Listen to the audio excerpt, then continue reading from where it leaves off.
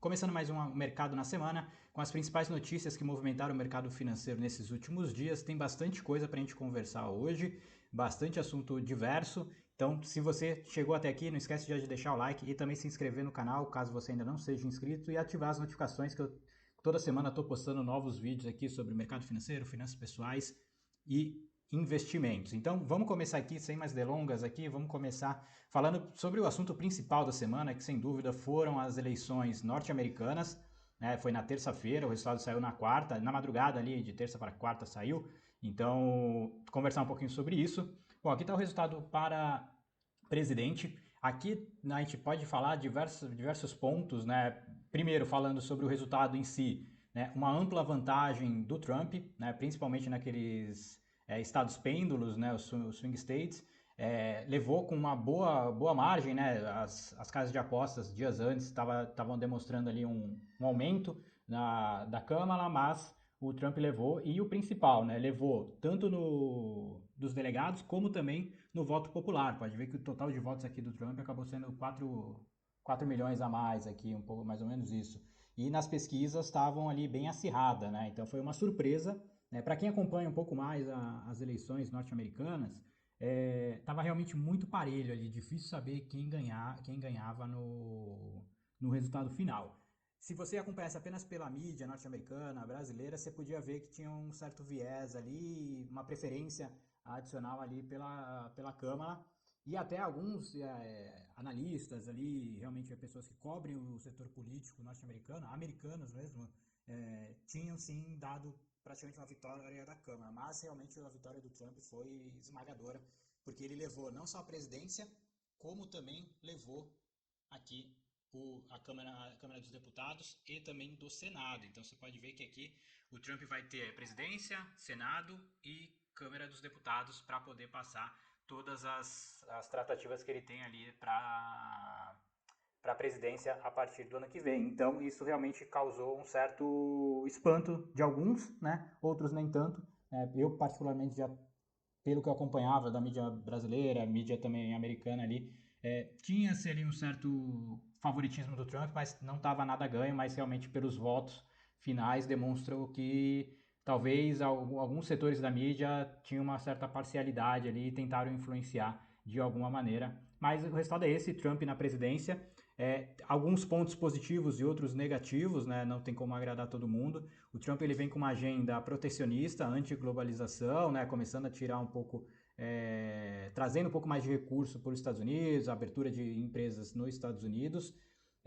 Vem também com uma preocupação também do fiscal, né? Esse é um ponto preocupante do Trump, que ele quer diminuir os impostos, e a gente sabe que o fiscal dos Estados Unidos é uma coisa que preocupa demais, né? Talvez não esteja sendo tão ventilado, mas quem acompanha minimamente o mercado sabe que a dívida norte-americana é estratosférica e uma hora a conta vai chegar. Pode ser daqui 2 anos, pode ser daqui a 10 anos, mas uma hora a conta chega e o quanto antes eles buscarem solução é o melhor caminho. Porém, nenhum dos dois candidatos, né, antes candidatos, agora o Trump presidente, nenhum dos dois botou na mesa essa questão do fiscal. Então, talvez não seja uma pauta para os próximos 4 anos na presidência dos Estados Unidos a questão do fiscal. Isso, claro, vai trazer reflexos lá na frente, tá? Então, quem tem um pouco mais de dúvida, é só jogar no YouTube. Eu ainda vou fazer um vídeo sobre o fiscal norte-americano aí para que vocês entendam a magnitude do problema fiscal também nos Estados Unidos. Mas se vocês jogarem no YouTube, certamente tem vídeos muito bons ali para vocês darem uma olhada e ver o que está acontecendo por lá, tá? E tem alguns reflexos da vitória do Trump aqui na questão do Brasil, né? O Trump está querendo impor algumas tarifas para países, né, que exportam para os Estados Unidos. Isso talvez tenha um reflexo aqui no Brasil. Na China já é certeza que ele vai taxar, isso já é bem ventilado aí, já todos, até por ele mesmo, né?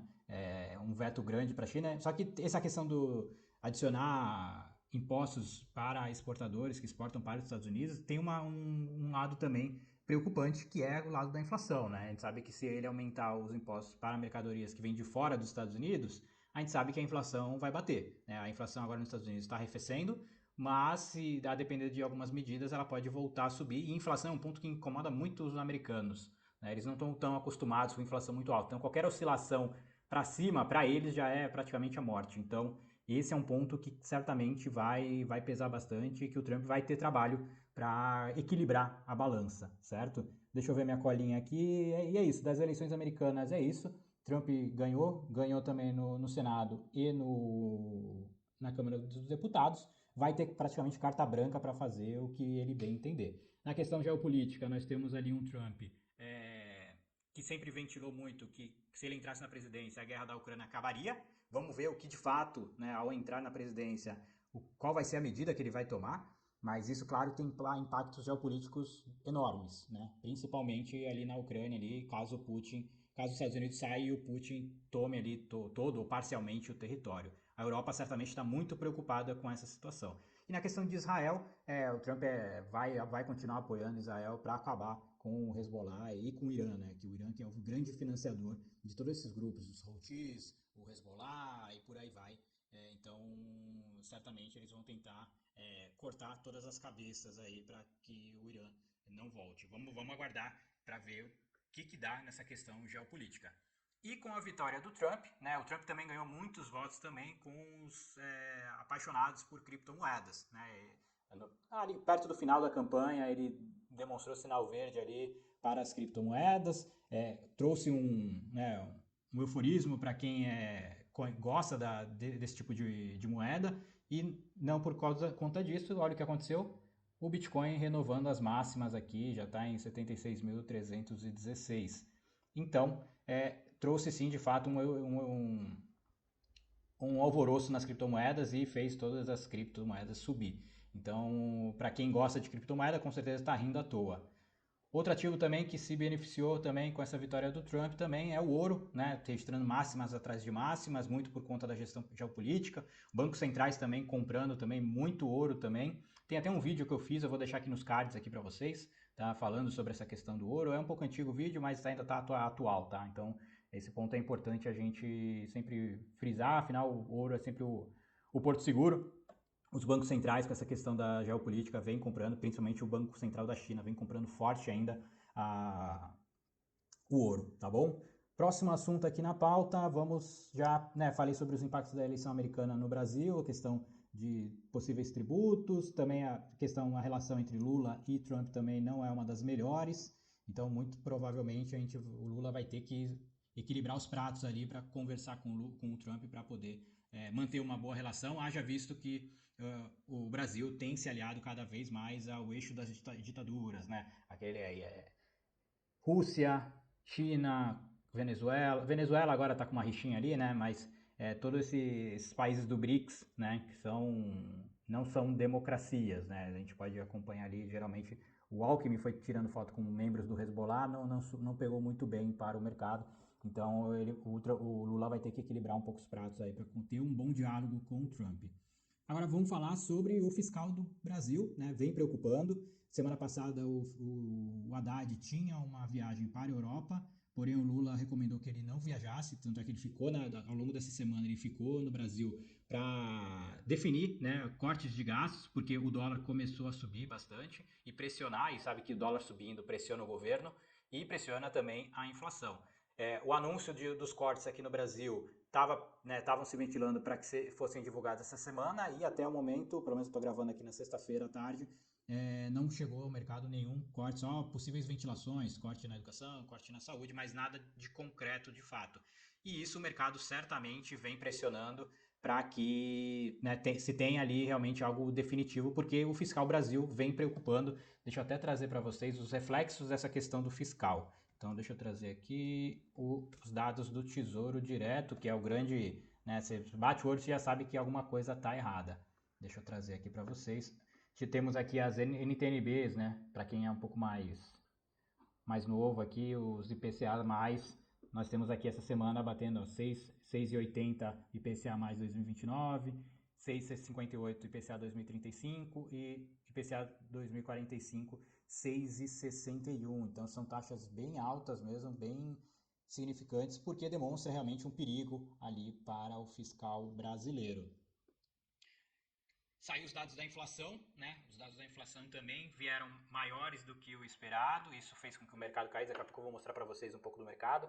Saíram os dados de inflação hoje, a inflação deu uma acelerada de 0,56 em outubro, e com isso a inflação acumulada chega a 3,88, nos últimos 12 meses 4,76, os dados apurados pelo IBGE.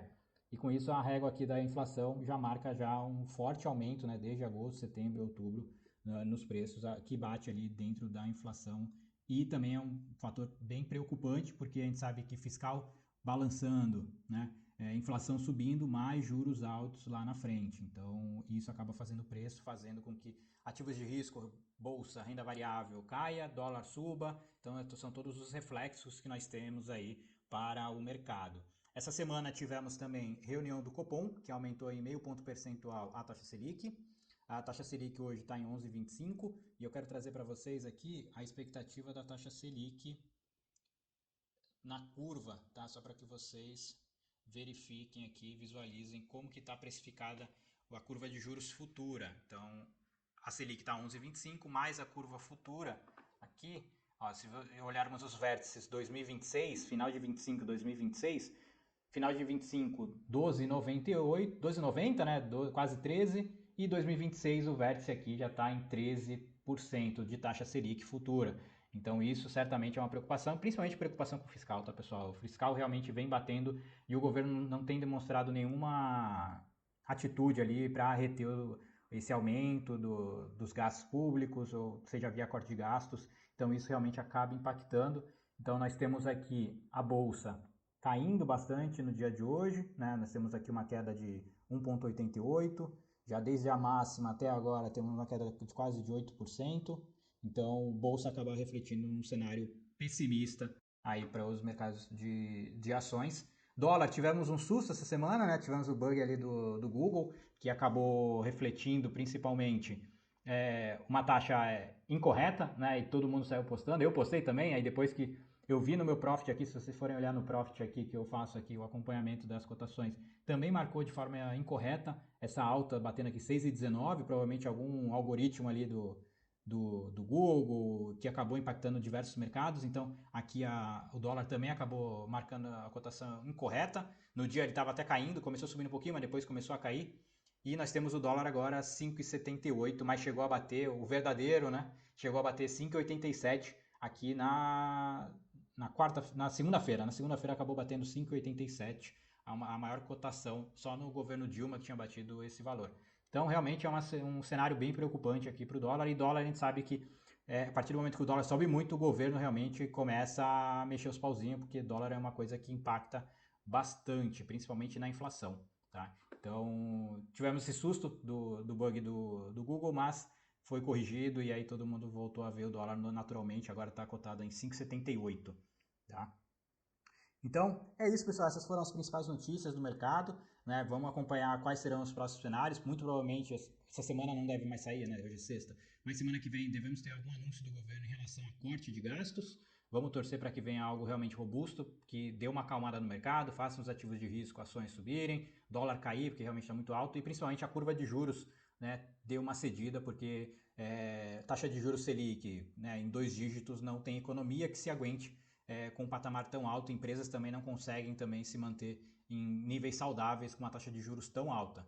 Então, 11,25 agora, precificações de curva de juros futura em 13 não é um bom sinal e certamente o governo vai ter que correr atrás disso.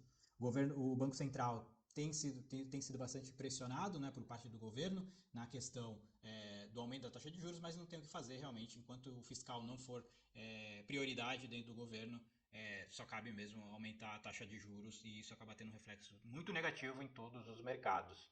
Tá bom? Então é isso, pessoal. Essa foi a nossa atualização do mercado de hoje. Espero que tenham gostado. Não esqueçam de deixar o like. Se você ficou aqui também, não esqueça de se inscrever no canal. Caso eu tenha esquecido alguma notícia, deixa aqui nos comentários também o que vocês viram e que eu não mencionei aqui. E nos vemos na próxima semana ou no próximo vídeo. Até a próxima. Valeu. Tchau, tchau.